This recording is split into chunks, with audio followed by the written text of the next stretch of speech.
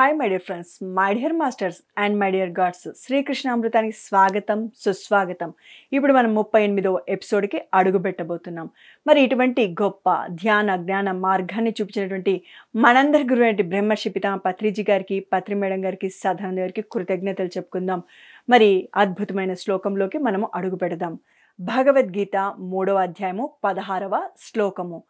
ఏవం ప్రవర్తితం చక్రం నాను వర్తయతి హయః ఆఘాయురింద్రియారామో మేఘం పార్థ సజీవతి. శ్రద్ధగా పలకండి. ఏవం ప్రవర్తితం చక్రం నాను వర్తయతి యః ఆఘాయురింద్రియారామో మేఘం పార్థ సజీవతి. తాత్పర్యమేమనగా, అర్జున, ఈ లోకంలో ఈ విధమైన సృష్టి చక్రానికి అనుగుణంగా ఎవడు నడవడో, అంటే ఈ విధమైన సృష్టి చక్రము అంటే ఏ విధమైన సృష్టి చక్రము? ఈ జనన మరణ చక్రము అనే జ్ఞానము తెలియనివాడు, అనుగుణంగా తెలియడో, అనుగుణంగా ఎవడైతే నడవడో అతడు ఇంద్రియాలకు లోనై పాపపు జీవితాన్ని గడుపుతూ వ్యర్థంగా జీవిస్తున్నాడు. ప్రపంచంలో ఎంతమంది సరి అయిన జీవన విధానం జీవిస్తున్నారు అంటే మనం ఏమనుకుంటాము, అరే అందరూ కరెక్టే, ఎవరు రాంగ్ అని చెప్తాము అని అనుకుంటాము. ఇక్కడ మనం గుర్తుపెట్టుకోవాల్సింది, కృష్ణయ్య అర్జున్తో ఏమని సెలవిస్తున్నాడంటే, ఈ లోకంలో ఈ విధమైన సృష్టి చక్రానికి అనుగుణంగా ఎవరు నడవడో, మరి గత ముందు శ్లోకాలన్నీ చెప్పుకుంటూ వచ్చాడు ఎలా జీవించాలి, ఎలా జీవించకూడదు. శరీరం అశాశ్వతం, ఆత్మ శాశ్వతం. అవసరాలేమి, కోరికలేమి. అవసరాలు సమంజసం, కోరికలు అసమంజసం. ఏది ఇస్తే అదే తిరిగి పదింతలై వందింతలై అని తెలుసుకున్నావు. కానీ ఏం చేస్తున్నాము? తెలుసుకుంటే సరిపోదు, ఆచరణ ఉండాలి. సరి అయిన జీవన విధానం జీవించు అని చెప్పారు. భగవద్గీత ఏం చెప్తుంది? సత్కర్మ చెయ్యి అని చెప్తుంది. యజ్ఞాన్ని తలబెట్టు. యజ్ఞం అంటే లాభాపేక్ష లేకుండా నిస్వార్థంగా చేసే కర్మ, స్వార్థరహితంగా చేసే కర్మ, ఆత్మార్పణతో చేసే కర్మ అని కృష్ణ భగవాన్ మనకు చెప్తూ వచ్చాడు. ఈ విధమైన సృష్టి క్రమంలో కానీ జీవించకపోతే ఎవడు నడవడో అతడు ఏమైపోతాడంటే ఇంద్రియాలకు లోనైపోయి కర్మేంద్రియాలు, జ్ఞానేంద్రియాలు, ఆంతరేంద్రియము, ఈ ఇంద్రియాలకు లోనైపోయి పాపపు జీవితాన్ని గడుపుతూ వ్యర్థంగా జీవిస్తాడు. పాపపు జీవితం చూసిందంతా కావాలి, విన్నదంతా నాకుంటే బాగుంటుంది, నోటికొచ్చిందంతా మాట్లాడతాడు, నోరుంది కదా అని నేనేసి ఇలా రకరకాలుగా తన ఇంద్రియాలను వ్యర్థపమైనటువంటి దుర్మార్గానికి, చెయ్యకూడని దుష్కర్మలు చేస్తూ వ్యవహరిస్తాడు. మరి ఈ చేతులు కూడా అలాంటివే కదా, లంచాలు తీసుకోవడం, మోసాలు చేయడం, చంపడం, లాక్కోవడం, ఇవన్నీ చేతులతోనే కదా చేసేది. మరి ఇంద్రియాల లేదా? కర్మను చేస్తున్నాయి కర్మేంద్రియాలు. జ్ఞానం పొందుతాయి, ఇది బాగుంది, అది బాగుంది, అది కావాలి, ఇది కావాలని ఈ చేతులు చేస్తాయి, కాళ్ళు సహకరిస్తాయి. అంతరంలో అంతరేంద్రియము రెచ్చగొడుతూ ఉంటుంది. ఇది ఉంటే మేలు, అది ఉంటే మేలు, అన్నీ కావాలి, నాకే కావాలి, నా దగ్గరనే ఉండాలి, ఎవరి దగ్గర ఇటువంటివి ఉండకూడదని ఇంకొక నీచ నికృష్టమైనటువంటి ఒక మనస్తత్వము. అంతరేంద్రియము ఎప్పుడు చూసినా ఇంకా ఇంకా ఇంకా అని అడుగుతూనే ఉంటుంది. అందుకని ఇక్కడ ఏమంటున్నారు, అతడు ఎవరైతే ఈ విధమైన సృష్టి చక్రానికి అనుగుణంగా ఎవడు నడవడో, పునరపి జననం పునరపి మరణానికి కారణం నా నడత నడవడిక అని తెలుసుకున్నవాడు సత్కర్మలు చేస్తాడు, దుష్కర్మల జోలికి పోడు. కానీ వాటన్నిటిని పక్కబెట్టినవాడు ఇంద్రియాలకు లోనైపోయి కర్మేంద్రియాలు, జ్ఞానేంద్రియాలు, ఆంతరేంద్రియానికి లోనైపోయి పాపపు జీవితాన్ని గడుపుతూ వ్యర్థంగా జీవిస్తాడు అని ఇక్కడ సెలవివ్వడం జరిగింది. మరి ధ్యాన వివరణలో బ్రహ్మర్షి మరి పాపపు జీవితం చూడండి, ఇంద్రియాలకు వశమైన వాడు పాపపు జీవితాన్ని గడుపుతాడు. మరి పురాణాల ప్రకారమే తీసుకున్న కౌరవులు ఏమిటికి వసులైపోయారు? ఇంద్రియాలకు వసులైపోయాయి కదా! రాజ్యాధికారం కావాలి అనుకున్నారు. తన తోబుట్టువులను వాళ్ళ నాశనం అయితే ఈ కళ్ళతో చూడాలనుకున్నారు. ఈ చెవులతో వినాలనుకున్నారు. వాళ్ళని సర్వనాశనం చేయడానికి ఈ చేతులతో ఎన్ని దుష్కర్మలు చేశారో! అదే భీముడిని తీసుకువెళ్ళి చిన్నతనంలోనే అన్నంలో విషము పెట్టి మరి ఈ చేతులే కదా అటువంటి దుష్కర్మలు చేసినది. అంటే ఈ జ్ఞానాన్ని తీసుకున్నాయి. ఏమని? వాళ్ళు నాశనం అవ్వాలి. అప్పుడే మాకు మనశ్శాంతి. మనసు వాళ్ళని ప్రేరేపించింది. ఇంకేమైపోయింది? ఆ యొక్క చేష్ట మొదలయ్యింది. కర్మలు చెయ్యడం మొదలుపెట్టాయి చేతులు. మరి ఆ విషము ఆహారము పాండురాజులైన కుమారులకు వివరిస్తారు. ఎస్పెషల్లీ భీముడికి. ఎందుకంటే అందరికన్నా బలశాలి ఇతను. కానీ ఉంటే వీళ్ళని మేము జయించలేము, వీడినొక్కడిని లేపేశామంటే మనకు పెద్ద కష్టం కాదు అనేసి విషయాన్ని పెట్టి అంటే మత్తు మందు, విపరీతమైన మత్తు. ఎందుకంటే తనని తీసుకుపోయి కాలకూట విషం ఉండే నాగులుండే ఆ కాలకూట యొక్క సర్పంలో ఆ వాటర్లో సముద్రంలో వదిలేయాలని అలానే వదిలేస్తారు. ఆ బాలుడు లోతుల్లోకి వెళ్ళిపోయి ఆ యొక్క నాగేంద్రుడి యొక్క ఆశీస్సులు పొంది పైకి తిరిగొస్తాడు. బాగా గుర్తుపెట్టుకోవాలి చూడండి మై డియర్ ఫ్రెండ్స్. ఇతరులను నష్టపెట్టినా, కష్టపెట్టినా మనం మాత్రం అన్యాయం చేయరాదు, అధర్మం చేయరాదు. పంచపాండవులు ఆ ధర్మాన్ని వీడనాడలేదు. అందుకని చిట్ట చివరికి దైవమే వారికి అండదండగా నిలిచింది. ధర్మో రక్షితి రక్షితః అంటే ధర్మంలో జీవించినప్పుడు ఆ ధర్మం నిన్ని రక్షిస్తుంది అని ఇక్కడ అర్థము. ధ్యాన వివరణకొద్దాము. బ్రహ్మర్షి పితామహ పత్రిజీ లోతుల్లోకి వెళ్ళి మనకు అవగాహన కలిగించాడు. 4 క్షేత్రాలున్నాయి. ఎన్ని క్షేత్రాలున్నాయి? 4 క్షేత్రాలున్నాయి. ఒకటి భౌతిక క్షేత్రం అంటే ఈ శరీరం, కళ్ళు, ముక్కు, నాలుక, చేతులు, కాళ్ళు, ఈ కంటికి కనిపించే ఈ భౌతిక క్షేత్రం శరీరం.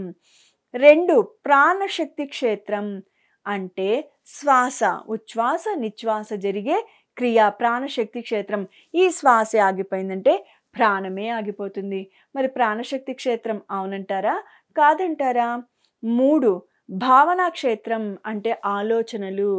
మరి ఆలోచనలు చూడండి, ఏవైతే ఇంద్రియాలు మనము శరీరంలోనే కదా ఇంద్రియాల భాగము. ఈ ఇంద్రియాలు ఎప్పుడైతే వాటిని వీటిని చూసాయో మరి లోపల ఆలోచనలు మొదలవుతాయి. ఆ ఆలోచనలే భావనలుగా రూపాంతరం చెందుతాయి. 4 ఆత్మక్షేత్రం. ఈ మూడిటికి మీద కాస్తన్న అవగాహన ఉంటుంది. భౌతిక క్షేత్రం మీద చాలా అవగాహన ఉంటుంది. శరీరం అంటే తెలియని వాళ్ళెవరు? కంటికి కనిపించే భౌతికాలన్నీ కంటికి అర్థమవుతాయి. 2 ప్రాణశక్తి క్షేత్రము. ప్రాణశక్తి క్షేత్రం అంటే తెలియని వాళ్ళు కూడా ఉండరు. అంటే శ్వాస లేనిది జీవితము నడియాడదు. మరి 3 భావనా క్షేత్రము. ఇది అసలు మనసు అనేది ఉంది అంటే ఎక్కడుంది, ఎలా ఉంది అని ప్రశ్నలు వేస్తారు. నిజమే కదా, కంటికి కనిపించదు కదా. మన ఆలోచనలే మనసు.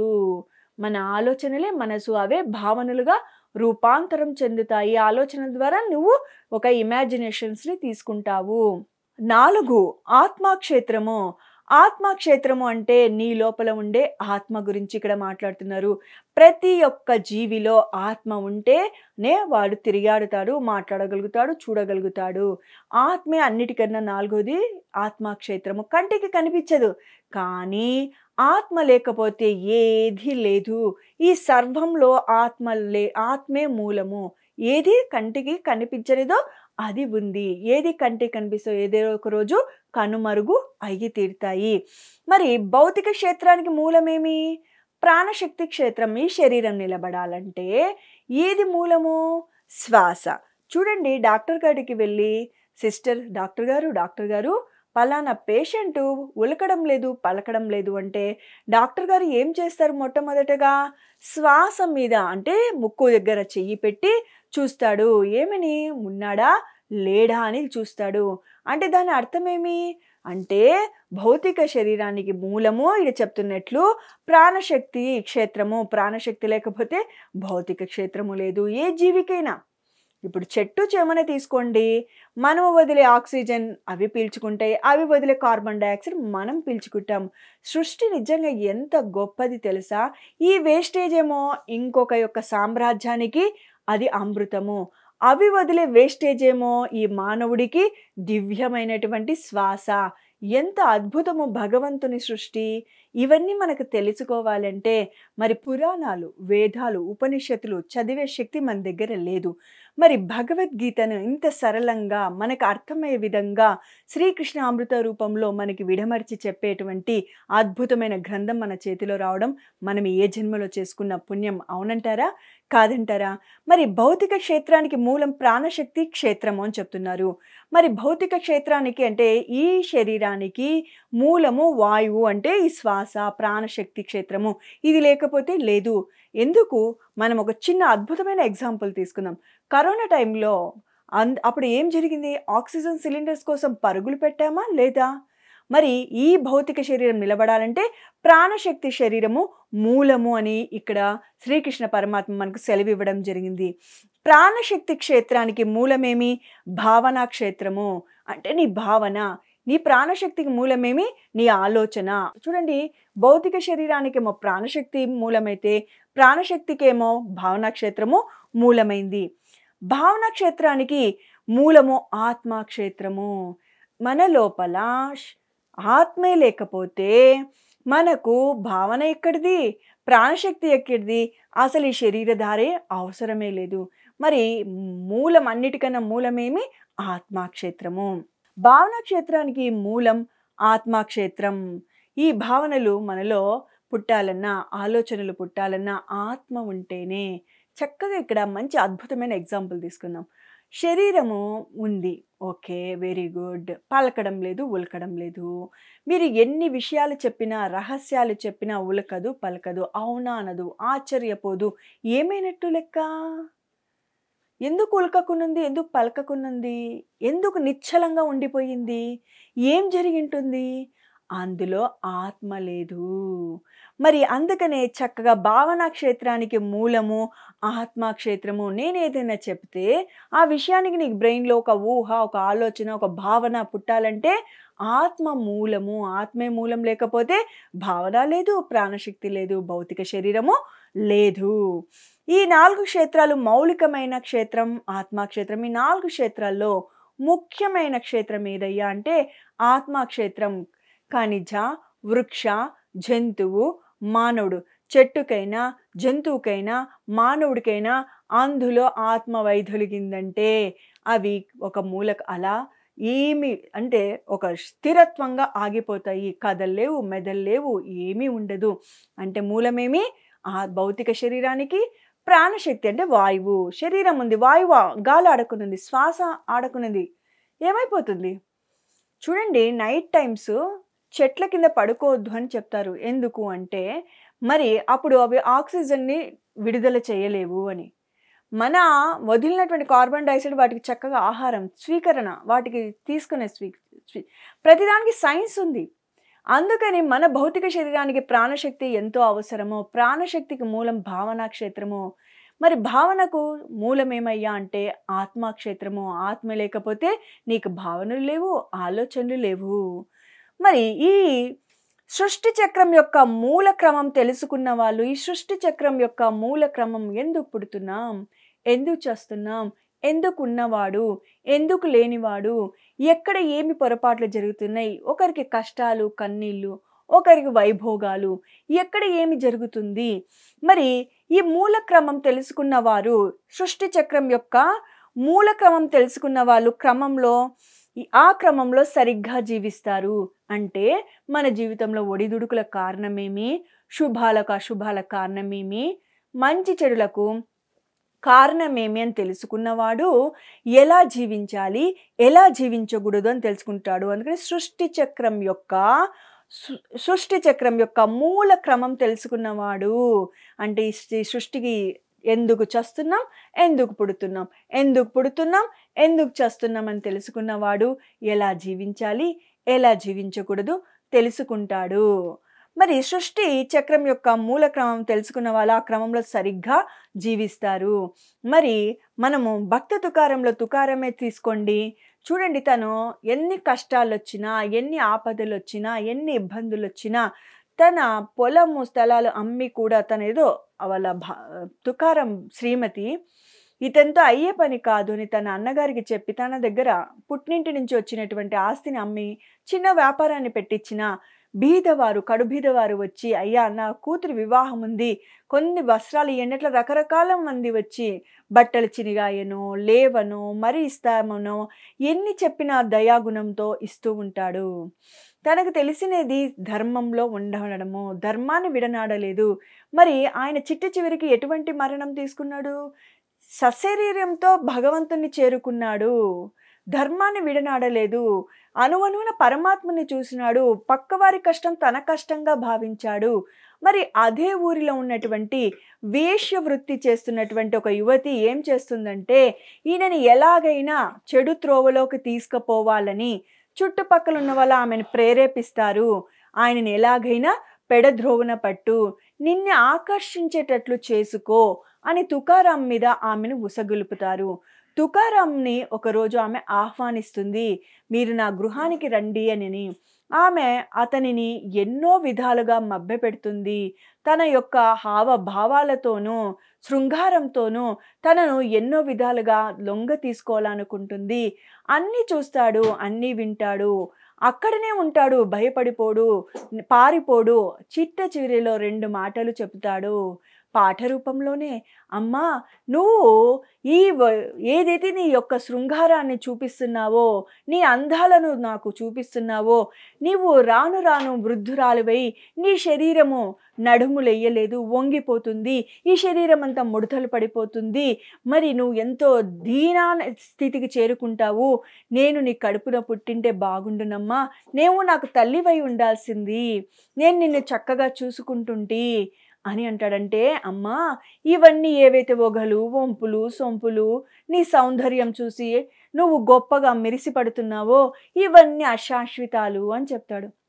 ఎప్పుడైతే అవన్నీ ఆమెకు కళ్ళ ముందు కనిపిస్తుంది, ఆ శరీరము, ఆ వనకడము, ఆ మృతు శరీరము, ఆమె భయపడిపోతుంది. కరెక్టే కదా, మరి ఉండంగానే నేను ఎలా మార్గంలోకి రావాలి అని భక్తి మార్గంలోకి వచ్చి ఆ రంగని యొక్క నామస్మరణ స్వీకరిస్తుంది. మరి ఇక్కడ మనం గమనించాల్సింది ఏం తెలుసుకుంటాం? ఈ మూల క్రమం ఎవరికి తెలిసింది? తుకారానికి తెలిసింది. అందుకనే ఈ సృష్టి చక్రం ఆయనకు తెలిసింది. ఎలా జీవించాలి, ఎలా జీవించకూడదు, ఏది శాశ్వతం, ఏది అశాశ్వతం, దేనికి మూలం, ఏది అంటే క్షణికావేశం, క్షణిక సుఖాల కోసం లొంగిపోలేదు తుకారాము. శాశ్వత ఆనందం కోసం, శాశ్వత సుఖం కోసం ఆగాడు, అలానే జీవించాడు. త్వరపడలేదు. నాకు ముక్తిని రంగా, నన్ను నువ్వు దర్శనం ఇవ్వని అనలేదు. ప్రతి అనుదినము అందరిలోనూ, పశుపక్షాదుల్లోనూ, పంట పొలాలలోనూ, బిడ్డలోనూ, తల్లిలోనూ, అందరిలోనూ భగవంతుణ్ణి చూస్తూ, చుట్టూ ఉన్న వాళ్ళకు ఆపద అక్కర ఉంటే తన దగ్గర ఎంత ఉన్నా కూడా దాన ధర్మాలు చేస్తూ బాగా చూసుకుంటూ వచ్చాడు. భగవంతుణ్ణి మెప్పించాడు. అన్నమయ్యని కూడా చూసుకోండి. అన్నమయ్య ఎంతో గొప్పని కీర్తనలు రాస్తుంటే వెంకటేశ్వరుడు, నాయన మాలాంటి యవ్వనాన్ని నీకు ఇస్తాం, నువ్వు ఎప్పుడు యవ్వనంగానే ఉండిపోతావు, ఎందుకు నాయన ఇలా మభ్య పెడతావు, అశాశ్వతమైనది ఈ శరీరము, నాకు తెలియదనుకున్నావా, నేను ఈ యొక్క మాయలో పడను అంటాడు. ఆ మాట ఇక్కడ చక్కగా ఉపయోగపడుతుంది. ఏమని? సృష్టి చక్రం యొక్క మూల క్రమం తెలుసుకున్న వాళ్ళు పుణ్యచరితలై అర్థపు జీవితాన్ని గడుపుతారు. తుకారాం అయినా, రామదాస్ అయినా, అన్నమయ్య అయినా, ప్రహ్లాదుడైనా వాళ్లకు మూలం తెలుసు. అందుకని ఎక్కడ వాళ్ళు తప్పటడుగులు వేయలేదు, ఈ ఆకర్షణలకు లొంగలేదు అని మనకు భగవద్గీత విడమర్చి ఎంతో అద్భుతంగా ఇక్కడ చెప్పింది. మరి ఏ సృష్టి చక్రం యొక్క ఈ పునరపి జననం పునరపి మరణానికి గల కారణాలు తెలుసుకున్నప్పుడు మూలమైనటువంటి మూల క్రమం తెలుసుకున్న వాళ్ళు అద్భుతమైనటువంటి సరిగ్గా జీవిస్తారు, సరికాని జీవితంలో జీవించరు. పుణ్యచరితలై అర్థపు జీవితాన్ని అంటే చక్కటి జీవితాన్ని అనుభవిస్తారు, వాళ్ళు జీవిస్తారు జీవితాన్ని. ఈ సృష్టి క్రమం తెలియని వారు ఇంద్రియాలకు వసులవుతారు. అంటే ఈ కళ్ళు, ముక్కు, నోరు, చాలక కర్మేంద్రియాలు, జ్ఞానేంద్రియాలు అంతరేంద్రియానికి వసులైపోయి నలిగిపోతారు. అన్యాయం చేస్తారు, అధర్మం చేస్తారు, మోసం చేస్తారు, దుర్మార్గం పనులు చేస్తారు, హింస చేస్తారు.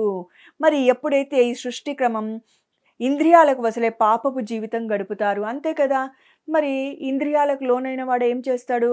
అంతరేంద్రియం ఉసగొలుపుతుంది, ఇంద్రియాలు ఆకర్షిస్తాయి, చెయ్యకూడని దుష్కర్మలు చేస్తాడు, పాపపు జీవితాన్ని గడుపుతాడు.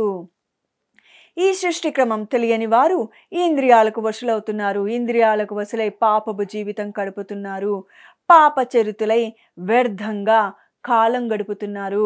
పాపచరితులై అంటే చెయ్యకూడని దుష్కర్మలు చేస్తూ ఆ పాపపు కర్మలను జన్మ జన్మల మోస్తూ వస్తున్నారు. అనేక వందల సంవత్సరాలు మరి అధవ లోకాలకు కూడా పనిపోయే వాళ్ళు ఉన్నారంటే చెయ్యకూడని ఎంతోమందిని శ్రీమూర్తులు నమ్మించి ఉద్యోగాలు ఇప్పిస్తామని బాగా అక్కడ ఇక్కడని ఎంతమంది ఎన్ని విధాలుగా మభ్యపెట్టి వాళ్ళని ఎక్కడనో అన్యాయంగా అధర్మంగా చెయ్యకూడని కార్యక్రమాలను వాళ్ళను పెట్టినప్పుడు వాడు ఏ స్థితికి వెళ్ళిపోతాడు? అమాయకులైన ఆడపిల్లల్ని తీసుకుపోయి అటువంటి దుష్కార్యాలకు ఉపయోగించినప్పుడు ఆధవ లోకాల పాలైపోతాడు. మరి ఆత్మాయనం అనే పుస్తకం, జీవాత్మ ప్రపంచ నియమాలనే పుస్తకం చదివితే మన కర్మల్ని బట్టి మనం మరణించిన తరువాత ఎటువంటి లోకాలకు పోతాం, ఎటువంటి కర్మలు అనుభవిస్తాం, మరి తిరిగి భూలోకానికి వచ్చి ఎటువంటి కర్మలు అనుభవిస్తామని అద్భుతంగా రచించారు. పత్రి సార్ ఎన్నోసార్లు చెప్పారు, ఆత్మాయనం చదవండి, జీవాత్మ ప్రపంచ నియమాలు చదవండి, మరణాంతర జీవితం ఎలా ఉంటుందో తెలుసుకుంటాము. మరణాంతర జీవితం తెలుసుకుంటే వర్తమానం ఎలా జీవించాలనో తెలుస్తుంది. మనం వర్తమానంలో బాగుండాలనుకొని వైభోగంగా ఉండాలనుకొని చెయ్యకూడని దుష్కర్మలు చేస్తున్నాము. బాగానే ఉంటాము, బాగుండమని ఏమి ఎప్పుడూ చెప్పము. విత్తు ఇప్పుడు వేశావు, నీ కర్మలు నీ శ్వాసలు ఉన్నంత వరకు ఎంత అనుభవించాలనో అంత అనుభవించుకుంటావు. శ్వాసలు అయిపోయినాయంటే మరణం సంభవిస్తుంది, కానీ చేసిన పాపము ఎక్కడికి పోదు. మరి తిరిగి తిరిగి తిరిగి అనుభవించాల్సింది. ఇక్కడ సృష్టిలో ఎవ్వరికి ఎటువంటి డిస్కౌంట్లు లేవు. నేను పలానా, నో డిస్కౌంట్. నేను పలానా అందగాడిని, అందగత్తెను, నేను సీఎం పిఎం లేదు మాస్టర్స్. అక్కడ దర్శనానికి నువ్వు ఇక్కడ గొప్పవాడివేమో కానీ తటవర్తి రాఘరావు సార్ అంటాడనమాట, ఇక్కడ ఉండే పిఎం అక్కడ ఏమిటికి. ఫర్ సపోజ్ ఇక్కడ ఎవరైనా గొప్ప స్థితిమంతుడు, కోటీశ్వరుడు, అందరు అతను చూసి సలాం కొట్టేవాళ్ళు, అక్కడ ఏమిటికి అతను అంటే దుష్కర్మలు చేసావు, దుర్మార్గం చేసావు, పొలాలు స్థలాలు కొన్నావు, అన్యాయంగా లాక్కున్నావు, వాటి కర్మ ఫలితం అనుభవిస్తున్నాము. పైనకి వెళ్ళినాక జీరో స్టేజ్ అతనిది. ఎవరైతే ఎంత ఉందో దాంతో ధర్మంగా ఉంటూ ఉన్నదాన్ని 10 మందికి కావలసిన వాళ్ళకు, అవసరం ఉన్న వాళ్లకు వాళ్ళ అవసరాలు తీరుస్తూ ధర్మంగా జీవించిన వాడు పైలోకాల్లో గొప్ప స్థితికి వెళ్ళిపోతాడు, సింహాసనం మీద కూర్చోబెడతారు అని చెప్తారు. మన పిరమిడ్ మాస్టర్లకి పత్రి సార్ అనేవారు, ఎవరైతే ధ్యానం చేస్తూ జ్ఞానాన్ని పొందుతూ 10 మందికి పంచారంటే పైలోకాలలో అతను వచ్చినప్పుడు మరణించిన తర్వాత ఈ శరీరాన్ని వదిలి ఆత్మ పైకి వెళ్ళిపోయినప్పుడు స్వాగతం పలకడానికి ఎంతోమంది ఆస్ట్రల్ మాస్టర్సు, ఎంతోమంది గురువులు నిన్ని డప్పు డోలు పూలదండలు వేసి భుజాన ఎక్కించుకొని ఊరేగిస్తూ తీసుకుపోతారయ్యా అని చెప్తారు. మరి ఎలా జీవించాలో ఎలా జీవించకూడదని మనం ఈరోజు తెలుసుకున్నాము. మరి సృష్టి చక్రం యొక్క మూల క్రమం తెలుసుకున్న వాళ్ళు ఎలా జీవిస్తారు? ఆ క్రమంలో సరిగ్గా జీవిస్తారు. ఆ క్రమం ఏమి? భగవద్గీత చదివితే తెలుస్తుంది. భగవద్గీత తెలిస్తే ఏది సరి అయినది, ఏది సరి కానిది అని తెలుస్తుంది. అప్పుడు మనము చాలా సింపుల్గా మన లైఫ్ని డౌట్స్ ఏం లేకుండా క్లియర్ క్లారిటీగా హాయిగా మన ప్రయాణం మనము చెయ్యొచ్చు. భగవద్గీత చేత పట్టండి. శ్రీకృష్ణామృతం రూపంలో ఇంకా బాగా అర్థమయ్యేటట్లు మనకి ధ్యాన వివరణ భగవంతుడు బ్రహ్మర్షి పితామహ పత్రిజీ అద్భుతమైన గ్రంథాన్ని ఇచ్చి వెళ్ళాడు. మరి వాటిని మనం చక్కగా వినియోగించుకుందాం. ఓకేనా my dear friends, my dear masters and my dear God's, మరొక అద్భుతమైన సెషన్తో మీ ముందుకు వస్తాం. అంతవరకు సెలవు.